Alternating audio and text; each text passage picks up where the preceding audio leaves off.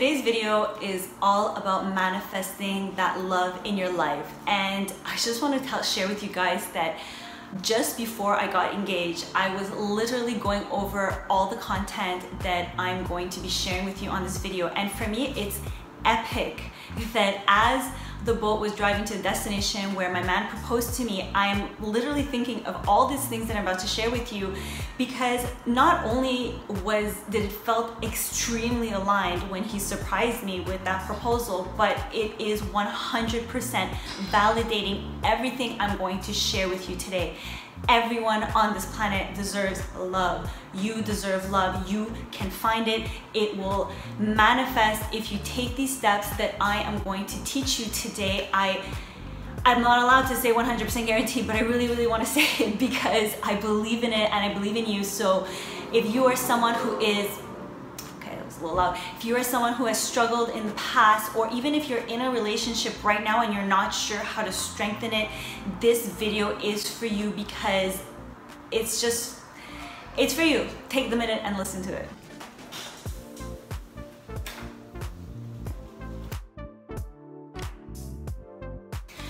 Step number one in manifesting love is that you need to manifest first unconditional love within yourself. Let me break it down for you. You basically need to have solid self-esteem, and this is not the same thing as self-confidence. You can be rich, beautiful, young, smart, successful, and still have zero self-esteem. Have you ever looked at a gorgeous woman and she is smart, she's beautiful, she's witty, then she's dating some douchebag who cheats on her, everyone knows it, and you're just like, why though? Or you see that guy who's dating this woman who totally using him for his money. He knows it, she knows it, his friends know it, and you're just like, why are you letting yourself be used? And honestly, that's just literally a lack of self-esteem.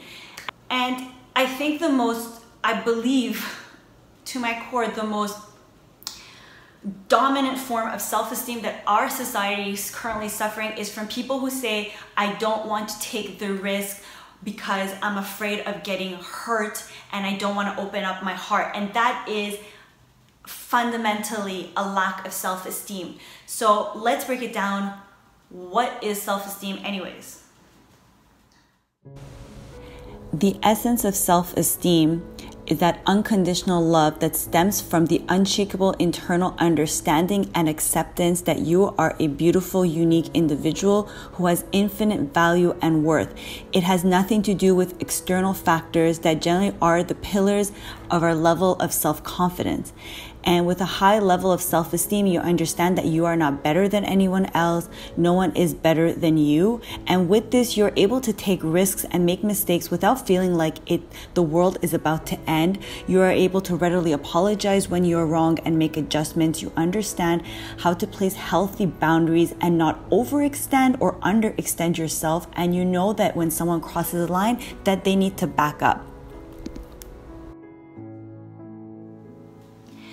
Self-esteem is that unshakable core inside you where you are enough as a person just the way you are. You do not think you are better than others. Others are not better than you. And I'll be the first to admit that I literally personally needed a lot of work on my self-esteem. I actually took a good 4 months to do it. And this did not even come after a breakup. It came after one of the biggest fallouts I ever had with my mother. My mother was my emotional rock, and when we had that major fallout, I realized that I placed a serious amount of my sense of self-worth in her hands, and this should never be the case in your life. Never should you put your sense of self-worth in another human being to that extent. This is a mistake, whether it's from a parent or a loving partner, because this is literally why so many relationships suffer, because when you don't have that unshakable sense of self-worth within you and you seek it in other people, you are always susceptible to their behaviors and actions. And even if you are seeking your sense of self-worth and validation constantly from the most loving person, the minute something doesn't rub you the right way, you'll react like that. And this is why so many people get into relationships and you might love them, but you have no sense of personal self-worth. So you just end up having fight after fight and breakup after breakup. And it becomes a headache. This is literally the #1 reason. Or so I believe. So you might be someone who has a little bit of self-esteem issues. Maybe you have none, but you might have a lot. I did create a free ebook for you guys to go download, and I go through the 10 most common automatic distorted thoughts that lead to a defeating a sense of self-esteem and personal sense of self-worth. And this free ebook, I literally actually put a lot of effort into it. I know will be a game changer for you guys. Was a game changer for me. And the self-esteem workshop that I did like a couple of years ago, it was super, super boring, but very effective. And I noticed when I recommended it to friends or people that I know that needed it, they would always get it, but they would never go through it. So I decided to just simplify that shit, make it easy for you. It's basic cognitive psychology. It's effective, it works. So download it, it's free. And this is my gift to you if you really want to find love. So the second step you need to take into manifesting the love of your life is to start enjoying the time you spend with you. You could do it at the same time as you're building your self-esteem, or you can do it after, but you basically need to just make it epic and awesome for you to hang out alone. And this means saying no to social events that you don't actually want to go to, but you don't want to be alone. And the reason why I say this is because if you are constantly seeking to be with other people because you don't know how to hang out with yourself, you'll always seek the first person that comes your way. And that's just the game of the game. So, you know, if you don't really feel like going out on a Saturday night and you just scared because you don't want to spend time, well, switch it up, make it fun. What would you do if you were in a relationship with the man that you love? Would you be ordering pizza and watching a movie? Do that. Would you be popping open a bottle of red wine and reading your book? Do that. Take a nice bath. The point is, make it epic and awesome to hang out with yourself, because you need to be enough. And once you start making alone time epic and awesome, you'll start looking forward to it. And ultimately, the goal of having a really deep sense of appreciation for yourself and the time that you spend alone is that you start looking at life in a way where the fear of being alone kind of dilutes, and ultimately, it will also discourage you from pursuing relationships with people who just aren't up to par for you, and they're not for you. So you're not like desperate into getting a relationship, or like you're not afraid of letting go of a bad relationship. If after maybe a couple of months you're like, you know what, this isn't the person for me. A lot of people are scared to get out of a relationship because they think, oh my God, what am I gonna do if I'm gonna be alone? Am I gonna be happy? And this is where a lot of things get messed up again. So when you are manifesting love, get your self-esteem on. Make sure that you are happy alone first.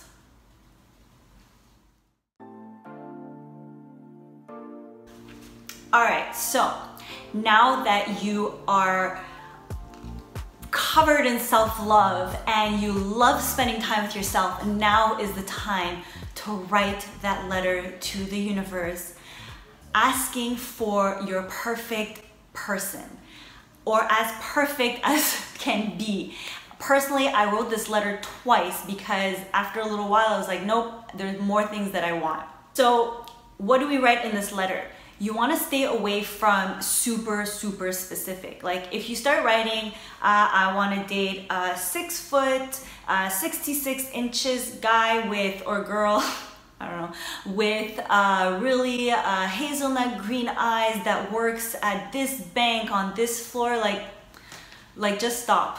Like you're never gonna get anywhere with that. You wanna write general specifics.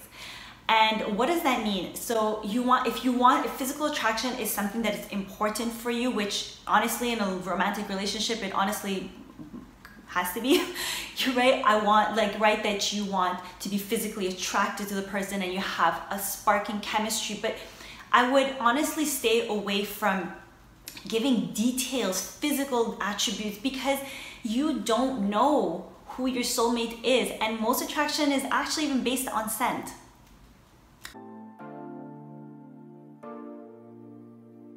You have all this sense of self-worth, you love spending time with yourself, you are ultimately at that best place to say what is important for you in this life.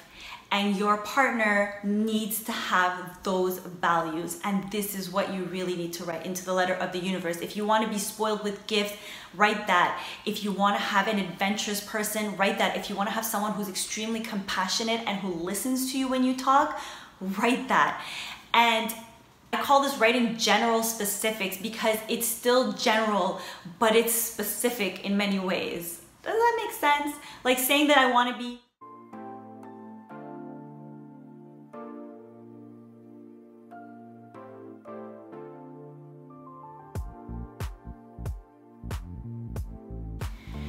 Now the final step is to put that letter away and just start living your life and doing the things that you love. Joining dance classes, going out for dinner with your friends, taking boxing, I don't know, paint classes, whatever you want, but just start living your life and doing things that you would do whether you're in a relationship or not, because this is how manifestation of love works, because now you have an unshakable sense of self-worth, so you're exuding that into the world. You are comfortable being alone, so you're also exuding that you're standing tall, you're standing firm, and you're comfortable with who you are. And now you wrote a letter to the universe, so you know what you're seeking, and before you know it, like bam, that's how you meet the love of your life through manifestation. And this is not rocket science, you guys. If I can do it, you can do it.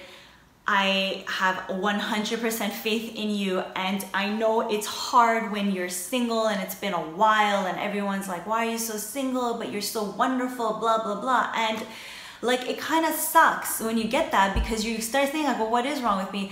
Nothing's wrong with you. You just didn't have the manifestation tools. Now you have them. So, you know, go out there, get that love. You deserve it. Everyone deserves it. And honestly, finding love is not as difficult as maintaining love. So, not to discourage you, but one of the best things that you will learn by adopting these practices is that you will find a partner. Not like being in love is wonderful. And the best thing is finding that love with someone who reflects your values, and you need to be super clear on them, because it's the minute we're not clear on our values and we're afraid of being alone and we start making desperate decisions and we enter these relationships that, yes, you might love and you might be in love, but like it's just like this, it's constant ups and downs. When you're in a loving, solid relationship, there are ups and downs, but they're like this. You have arguments, it goes like this. There's reciprocity, there's communication, there's negotiation, everything. So this video has probably gone on longer than I wanted, and give me a thumbs up if you like the content. Ask me any questions. I mean, I could literally go on and on. There's one thing I feel like I have mastered in this life is how to have strong foundational strong relationships based on love, and it's just a beautiful experience to have. And I can honestly say this hasn't been my lifelong experience. I've had many terrible relationships, and they were full of love, but they were full of turmoil as well, and it was hard when it was cloudy. So I hope I've given you some clarity, and I hope you use these tools. Thank you guys so much for watching the video. I can't wait to see you next week, and have a fantastic day.